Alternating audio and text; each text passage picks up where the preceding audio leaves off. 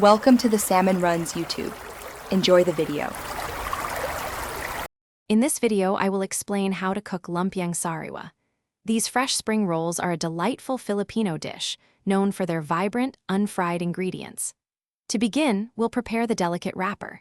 You'll need 1 cup of all-purpose flour, 2 eggs, 1½ cups of milk, 2 tablespoons of cooking oil, and half a teaspoon of salt. Whisk these ingredients together until smooth, then cook thin crepes on a non-stick pan. Next, let's create the hearty and flavorful filling.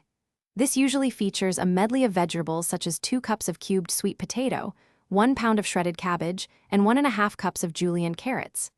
You can also add ½ pound of thinly sliced pork and 1 cup of shelled shrimp. Sauté minced garlic and chopped onions, then cook the pork, shrimp, and vegetables until they are tender crisp, seasoning with fish sauce. The signature sweet garlic sauce truly elevates Lumpiang Sariwa.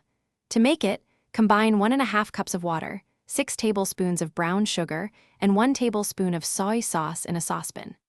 Bring this mixture to a boil, then add 1 tablespoon of minced garlic.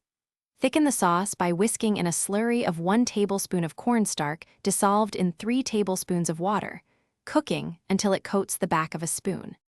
Finally, it's time to assemble and serve your delicious Lumpiang Sariwa. Lay a wrapper flat, then place a fresh lettuce leaf on top.